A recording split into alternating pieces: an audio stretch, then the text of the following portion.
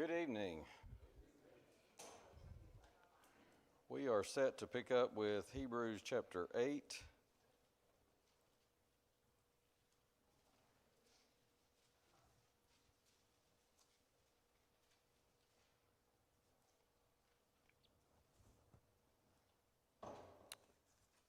And we are right at the beginning of this chapter, ready to start this chapter. This is, in Hebrews chapter 8, of course, he starts off, now of the things which we have spoken, this is the sum, S-U-M, sum.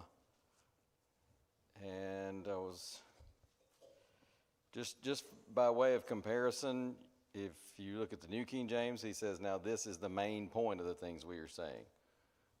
The English Standard Version has, now the point of what we are saying is this. Chief point is how the American Standard translates it, and main point in the, that's the New King James Version. I thought I had a different version pulled up there.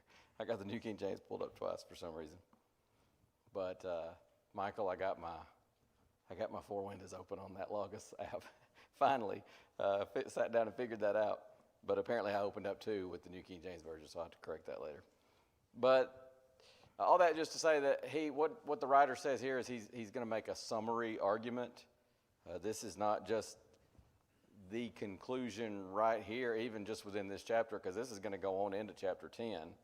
But it's kind of a summary statement, if you want to look at it that way.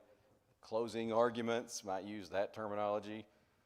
But he's still in what Brother Tom Waycaster calls in his commentary the doctrinal section of the epistle or the book, which he has going from chapter 1, verse 5 through 10:18.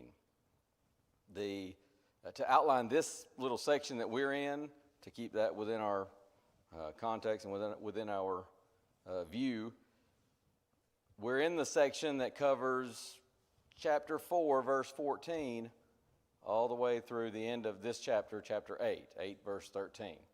That section is establishing Jesus' priesthood as superior to the Levitical priesthood.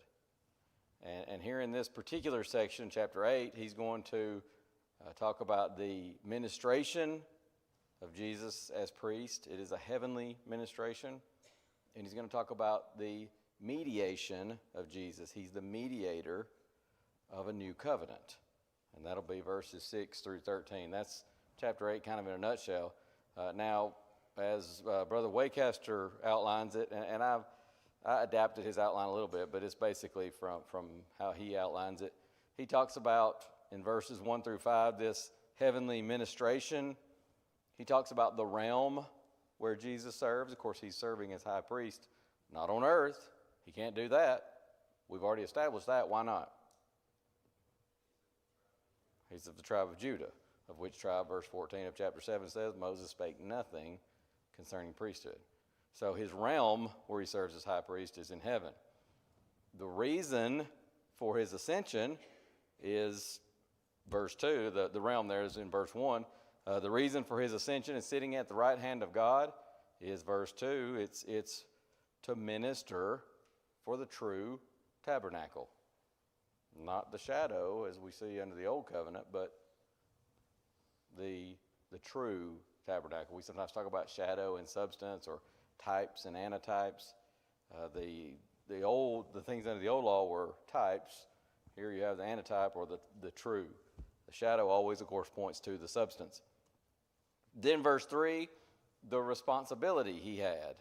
Well, he had an offering to make. Not the blood of bulls and goats, not animals' blood, but his own blood. So he had a responsibility. That's what priests do. They offer. And so Jesus, being a priest, went into heaven and he made an offering. And then verses 4 and 5, Brother Waycaster calls it the regulations.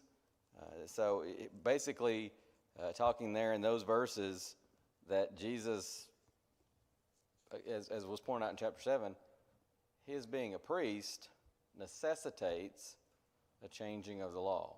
Because under the law of Moses, those regulations stipulated priests come from the tribe of Levi. So That's kind of how he outlines that little section. And then this idea of mediating a new covenant, verses 6 through 13, really just breaks down into a couple of sections. You have reasons for these new regulations, this new covenant. You have the results of this new covenant. The reasons being in verses 6 through 12, the results in verse 13. Chapter 8, though, divides really well, as we've already seen, verses 1 through 5, 6 through 13. But you have two sections, this mediation of Jesus and the covenant of Jesus. And Jesus' ministry, we've said it so many times, it is for a ministry meaning service, for a better covenant, but it's also in a better realm. And we are sojourners here on this earth, but we are looking to attain where our citizenship is, which, as we noticed Sunday morning, Philippians 3:20, our citizenship is in heaven. So that's where we want to go. We want to go home. So don't forget, this chapter is still showing Jesus' priesthood as superior to the Levitical priesthood. This is one of the reasons why the old law was temporary. It's going to give way to something that is better. But there's a shift here. Chapter 4:14 through 7:28. And, of course, there's been a couple of interludes in there, almost like parenthetical statements. One, you're talking about the peril of not growing as a Christian. One talking about the peril of unbelief, disobedience. But that whole section really deals with Jesus' priestly office. But here, he shifts slightly, and he's going to talk about, instead of Jesus' priestly office, he's going to talk about his ministry as priest. And he's going to put forth 3 arguments to show that Jesus' ministry is superior as well. His priesthood is superior to the Levitical priesthood. His ministry is superior to the Levitical ministry. And again, we've said this numerous times, fill in the blank. His priesthood is superior to any and all other priesthoods. His ministry is superior to any and all other ministries. But this really covers chapters 8 and 9, but he's going to set forth 3 arguments. Jesus offers a better covenant. He serves in a superior or a better sanctuary, and he offers a better sacrifice. It's better than that of animals, of course. But as the Aaronic priesthood was to give way and did give way to the better priesthood, a priesthood after the order of Melchizedek. We talked about that in chapter 7. Just as that was to happen, he's going to point out here, the old covenant gives way to the new. And the earthly gives way to the heavenly. And the temporary, ineffective sacrifices under the old law give way to the very much effective and permanent, or as the writer says there in Hebrews chapter 7, what was it, verse 27, right? Yes, 27. I just lost my place. For this he did once, literally once for all. So, again, the temporary ineffective sacrifices give way to the effective once-for-all sacrifice of Jesus. It is both effective and it is eternal. Contrast is made quite a bit between earthly priests, Levitical priests that offered continually, repeatedly, versus Jesus, whose sacrifice is a once-for-all sacrifice. And so having established Jesus at the right hand of the Father, and this is going all the way back into chapter 1, kind of summing up where we are up to this point. Having established Jesus at the Father's right hand, where he is sitting as king, he is sitting as priest of the true sanctuaries, he's going to point out here. Not the type, not the shadow, but the true, the substance.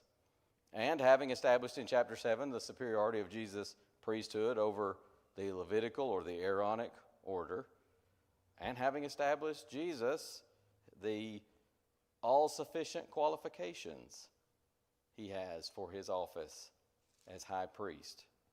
The writer now is going to proceed to show Jesus' faithful execution of this office, how faithfully he carries out his ministration as our high priest. And really that section is going to go all the way through chapter 10, verse 19 or so. So that's kind of where we are up to this point. So again, now he's going to proceed to show Jesus faithfully carrying out his duties as our high priest. So verses 1 through 5, you have this priesthood that is heavenly in its ministration. Again, back to the text. Now the things which we have spoken, this is the sum. He's going to make kind of a summary argument here. And again, it's going to go for a little ways here on into chapter 10. We have such an high priest who is set on the right hand of the throne of the majesty in the heavens, a minister of the sanctuary. Minister meaning a servant of the sanctuary. We've talked before about the service of Jesus. A minister of the sanctuary and of the true tabernacle, which the Lord pitched and not man. For every high priest is ordained to offer gifts and sacrifices, wherefore it is of necessity that this man have somewhat also to offer. For if he were on earth, he should not be a priest, seeing that there are priests that offer gifts according to the law, who serve unto the example and shadow of heavenly things, as Moses was admonished of God when he was about to make the tabernacle. For see, saith he, that thou make all things according to the pattern showed to thee in the mount. So, again, this chief point, main point, this is what he's been leading up to. You got to show the old law is done. That's what all this rest of this argument through on into chapter 10 is going to be dealing with. And he says, we have such an high priest. Well, this was as established in chapter 7, of course. This high priest, Jesus, is better, superior to the Levitical priesthood under the law of Moses. And so again, here you see the realm of his ministry. It's in heaven. Our high priest is not on this earth, not a mere human. He's the Son of God, God in the flesh, now ascended into heaven, the true tabernacle of God to minister on our behalf. Notice also that he says here, we have such a high priest who is set on the right hand of God. That's present tense. He is, this has happened. Again, all this establishing that the old law is done away. He's exalted to a place of preeminence. Colossians 1:18 talks about he's the head of the body, the church, who is the beginning, the firstborn from the dead, that in all things he, Jesus, might have the preeminence. So he's exalted to this place of preeminence. It also says that he is set on the right hand of the throne of God. Unlike those Levitical priests, his sacrificial work is complete. They offered every year, and some sacrifices even every day. But Jesus offered once, again, literally, once for all. And so now he is set at the right hand of the throne of God. When you get to verse 2, again, here you have the reason for his ascension, for his sitting down at the right hand of God, is to minister for the true tabernacle. Men pitched the tabernacle in the wilderness, but Jesus serves in the tabernacle which he himself built or pitched, to use that terminology. The old tabernacle that Moses made, it prefigured this new, true tabernacle. And that picture is of the church of Jesus Christ. There are a number of reasons we could give. Brother Waycaster lists 1, 2, 3, 4, 5, just quick hit reasons here to point out how this idea of the true tabernacle, that tabernacle in the wilderness, the old one, picturing the true, which is the church of Jesus Christ. But he talks about that the church serves the same purpose and sustains the same relationship to heaven as you see pictured in that old tabernacle. The ordinances of the old, number 2, were a type of the things that would be under the new. And we studied it, at least in brief, before, sometimes in sermons, sometimes in other lessons. There are all kinds of, there's different kinds of typology that we see in the Old Testament. Burning of incense representing prayers and things like that. And so you see a lot of that typology, the old picturing the new. James uses a reference to the tabernacle in Acts 15 to describe the church. Acts 15, he says this in verses 16 and 17, "After this I will return and will build again the tabernacle of David, which is fallen down, and I will build the ruins thereof, and I will set it up, that the residue of men might seek after the Lord, and all the Gentiles upon whom my name is called, saith the Lord, who doeth all these things." Quoting from the Old Testament, but he's applying that to the church. So you have an inspired reference there. Paul uses similar language, 1 Corinthians 3:16, "Know ye not that ye are the temple of God, and that the Spirit of God dwelleth in you?" And he's speaking there of the church. Sometimes people apply that in an individual sense, but here in that context, he's speaking to the congregation there. He's speaking of the church, the temple of God. 2 Corinthians 6:16 is similar. "What agreement hath the temple of God with idols? For ye are the temple of the living God." And then you look at Ephesians 2:19 through 22. It talks about you're no more strangers and foreigners, but fellow citizens with the saints and of the household of God. And of course he goes on and talks about that, and even in verse 21, "In whom the building fitly framed together groweth up into an holy temple in the Lord." 1 Peter 2, verse 5, "Ye also as lively stones are built up a spiritual house and holy priesthood, to offer up spiritual sacrifices acceptable to God by Jesus Christ." 1 Timothy 3:15, Paul says, "If I tarry long, that thou may know how thou oughtest to behave thyself in the house of God, which is the church of the living God, the pillar and ground of the truth." So, so many different references. You see this similar language used numerous times throughout Scripture. This true tabernacle will be the church of Jesus Christ. And then when you get to verse 3, here is, as we talked about, the responsibility of Jesus' ministry in the true tabernacle. His responsibility was to offer his blood. That's what priests do. Again, we pointed that out earlier. This is interesting also, by the way, because he says in verse 3, "Every high priest is ordained to offer gifts and sacrifices." I'm looking at verse 4.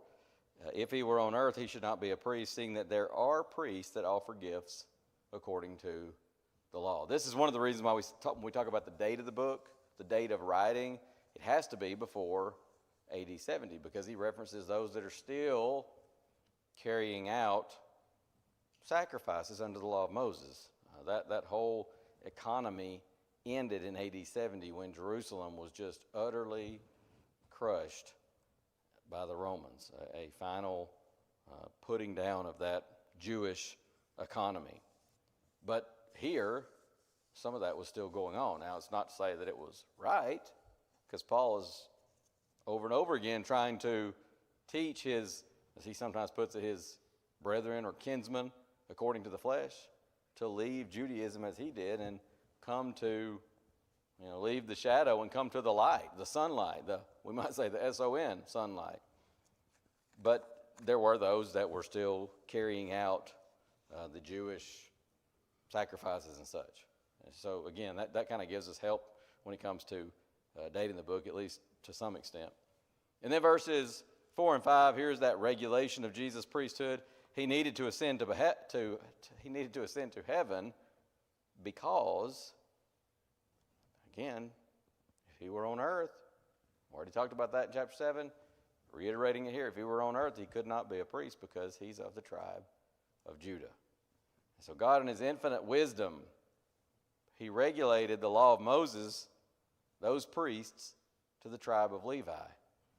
And as one fellow put it, I was trying to remember, I read it in Brother Waycaster's commentary, and I thought I wrote down the source, but I guess I didn't. it might have been Milligan in his commentary that talked about that, and that was preparing the way for Jesus' ministry, which would be heavenly. No one can say, oh, he's priest on earth, because that would not be according to the law. And Jesus, of course, kept the law perfectly.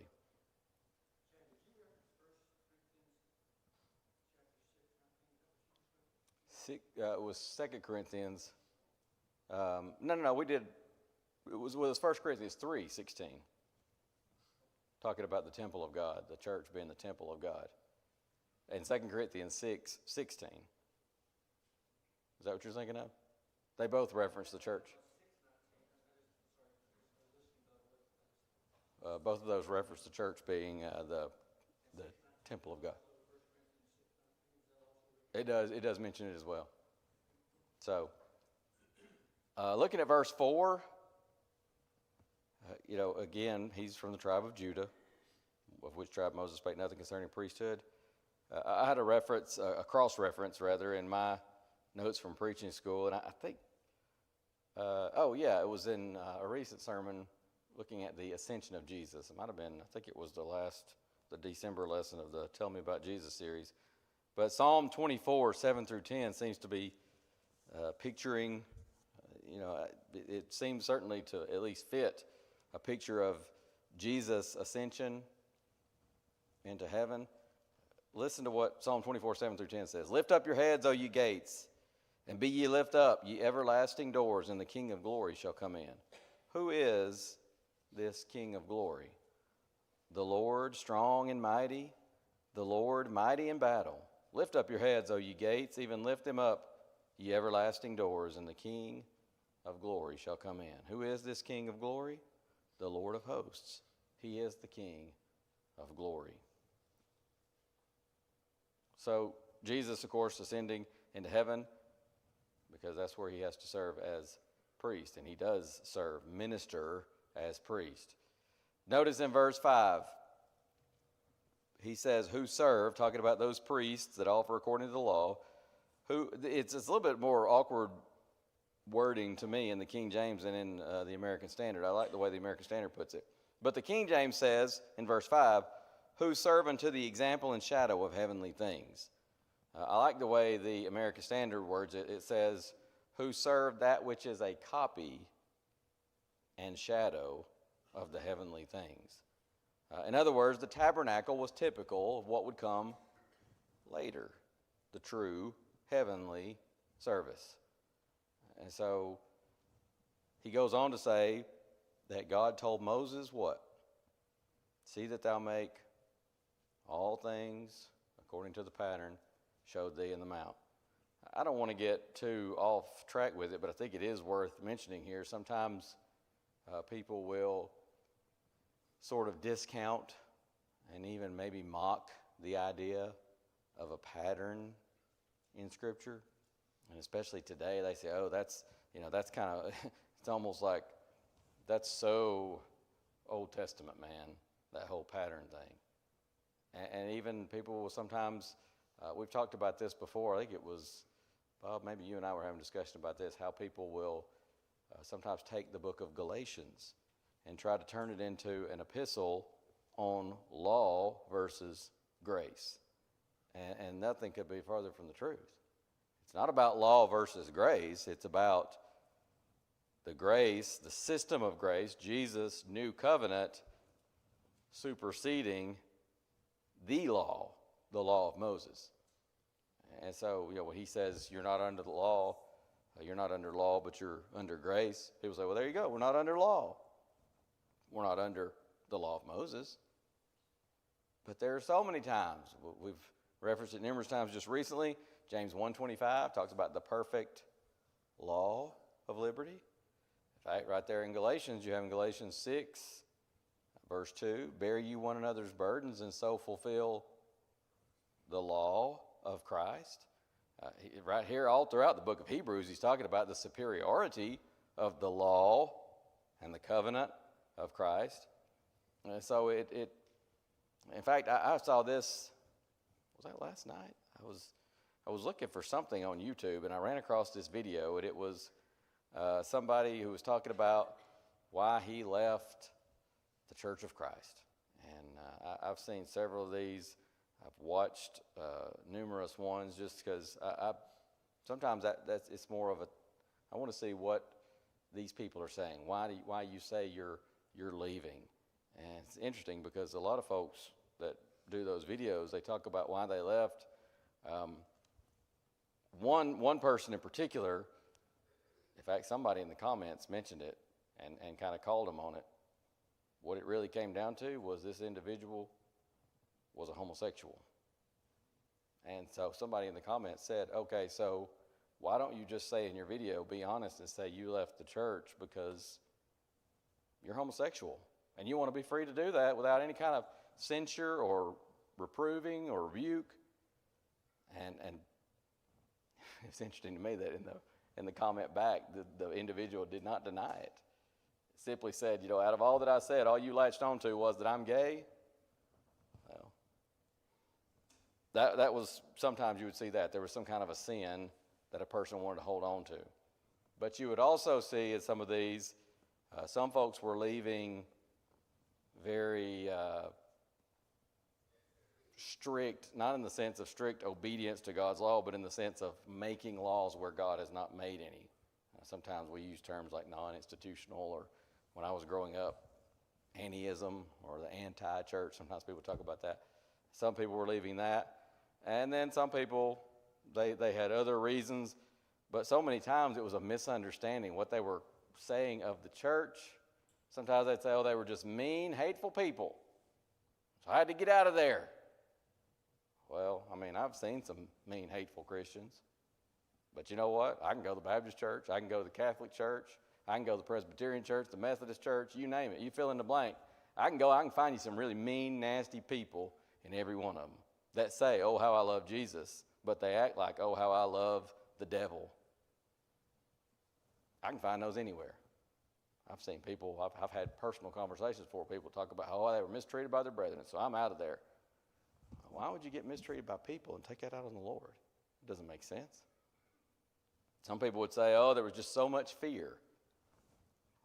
I don't know about every single congregation, but that's not how I was brought up.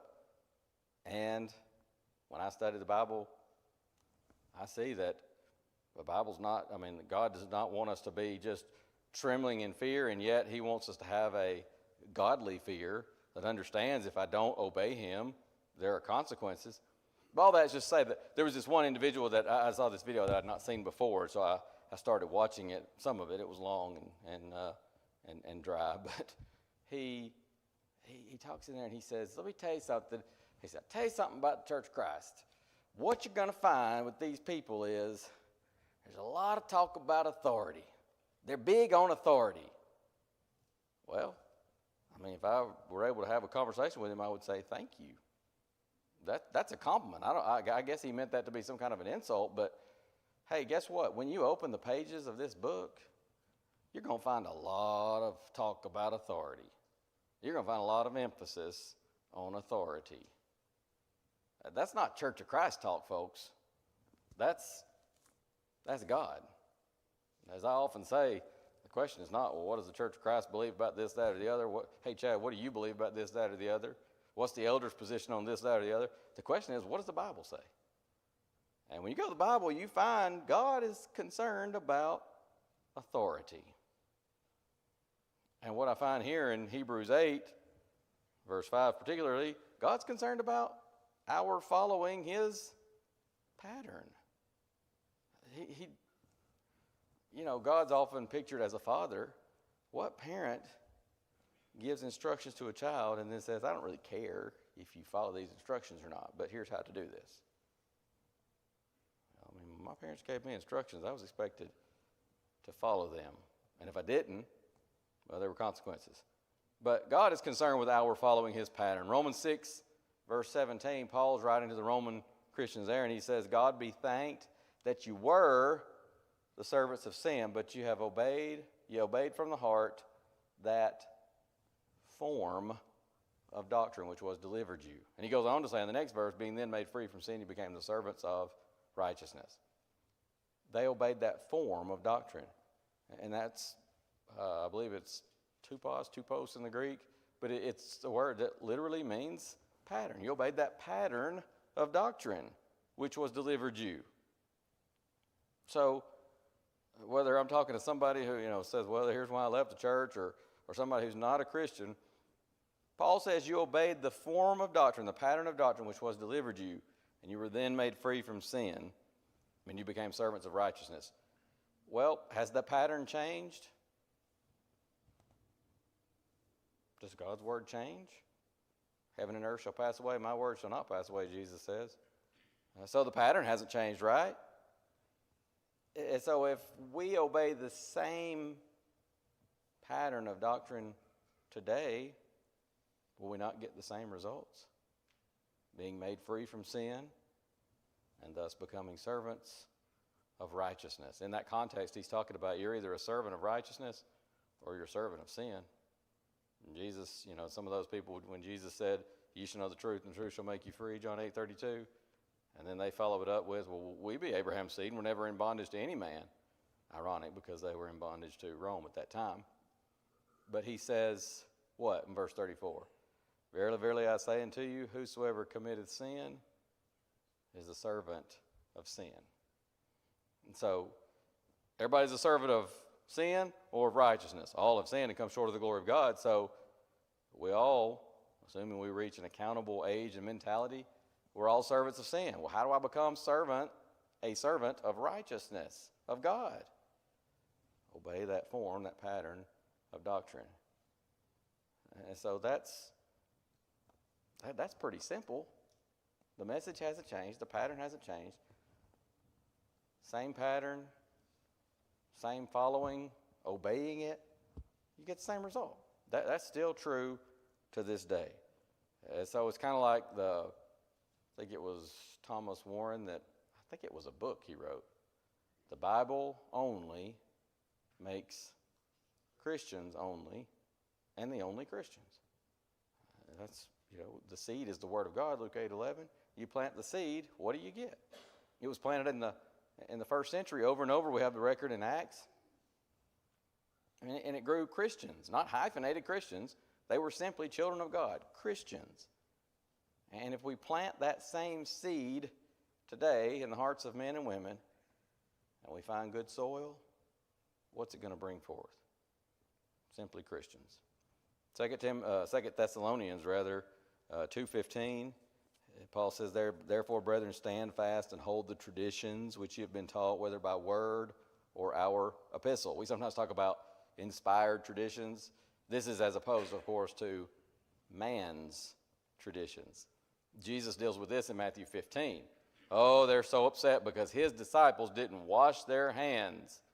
And I used to read that when I was a child, and I think, man, I can relate to that, because my mom was like a stickler for wash your hands before you come to the table, and she'd get hot about that if you come. Did you wash your hands? And so, you'd be in trouble if you had to be honest and say no. But this is not just wash your hands before you come to the dinner table. This was a big pomp and circumstance tradition that they had come up with and bound as if it were law, as if it were the law of Moses. And they're acting like, Jesus, what are you doing? You and your disciples, you don't wash your hands, and treating them like they had violated the law or something. And Jesus, in that context, Matthew 15:1-9, he just points out, I didn't violate the law.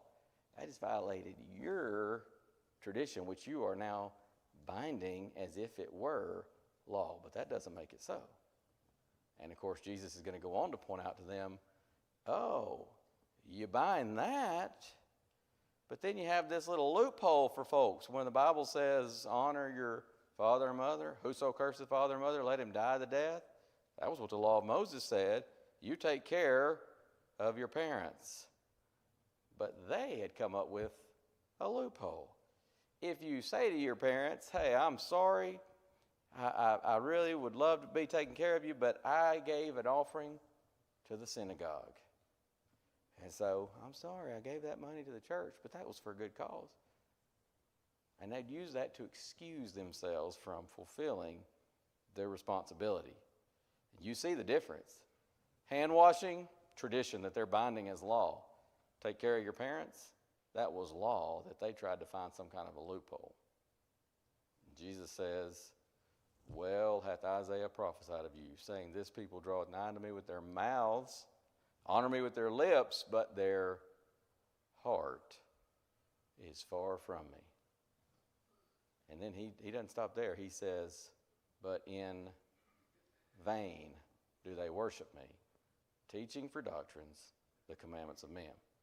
So there's a big difference in human tradition and inspired tradition. But there are inspired traditions that Paul does admonish to be kept.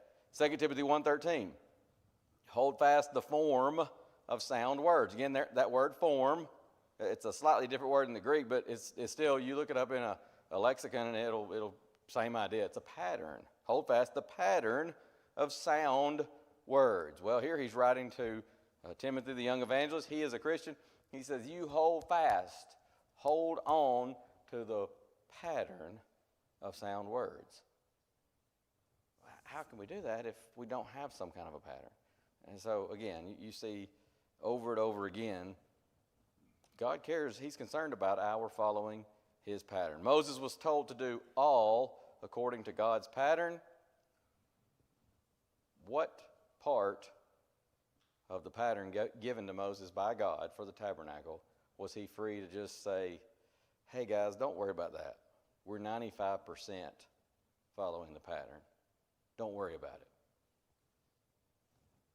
I mean, it's a rhetorical question, right? None. Well, you remember the tabernacle was a figure for the true tabernacle, the Lord's church. And so my question to us is, well, what commands couldn't we just ignore? None. Now look, that's not to say that anybody individually or even any congregation keeps every single command without ever falling short. But that's what we got to be striving to do. It really grinds my gears, as they say, when I hear somebody who starts talking about, well, I just don't worry too much about that. I just fall on the grace of God, as if I'm just not going to give any thought to that. I'm not going to worry myself over that. Hey, look, we're going to fall short. We're human. But if we just act like it's no big deal, that is a problem. I heard it was in a different context, but a preacher friend of mine, he burned out in a big time way, and I can give you more detail later because it's a really interesting story to hear him tell about it. But he was doing so much, he burned out. He got up one Sunday night, I think it was. He said he didn't tell his wife, he didn't tell anybody. It wasn't planned. But he just got up after the invitation song. I think it was even before the closing prayer. He just walked to the Lord's table and announced his resignation. Everybody just, a collective gasp. His own wife was just like, what? And he said, then I burst into tears, and I ran to the back. And the way their building was set up, he went to the back and through the foyer and kind of around to his office. And he went into his study, and he said, I just sat there and cried. His elders immediately came as soon as service was over. All of them went in there and they said, hey, let's talk. What's going on? And so he talked to them, and they figured out, okay, he is 100% burned out. And one of the things that was happening was he was putting so much pressure on himself. And they said to him, I love this. Was told this like 12, 15 years ago, and it's just one of those things that stuck with me. They said, brother, we understand. You're preaching every single Sunday, Sunday morning, Sunday night. We understand. Don't put so much pressure on yourself. You don't have to hit a home run every time. He says, think about in baseball. They're not hitting a home run every at bat. And he looked at those men and he said, you're right. I know that. But he said, I better be swinging for the fences every time. And that is powerful. And that's how it is when it comes to God's law. I know I'm going to fall short. But my goal, my aim, is to follow every law just exactly as God would have me to do. Do I always do that? No. But can you imagine getting up to the plate in a big game and you say, well, I mean, everybody's going to strike out. I think I'm just going to sit here and look at 3 perfectly good pitches this at bat because nobody hits a home run every at bat. You're swinging for the fences. So, but God's concerned with our following his pattern. Verses 6 through 13, no way we'll cover that now, but this is talking about Jesus' priesthood involves his being mediator of the new covenant. And again, understanding that we all fall short, we all make mistakes, it's wonderful to know we have a mediator, a go-between. One God, one mediator between God and men, the man, Christ Jesus. And it's interesting here, let me find this in my notes so make sure I say it right because before we run out of time I do want to say it. Would you back up to Hebrews 7:22? By so much was Jesus made a surety of a better testament. And I'm going to look while I'm here since I got my handy comparison to go with. Hebrews 7. I was just going to look and see what New King James has surety. Guarantor is how the ESV words it. American Standard has surety as well. But like we might say a guarantor or a guarantee. So Jesus is both the guarantee of the new covenant and mediator of this better covenant. And I love what he says in verse 6. Mediator of a better covenant which was established upon better promises. Was established in the King James is translated hath been enacted in the American Standard Version.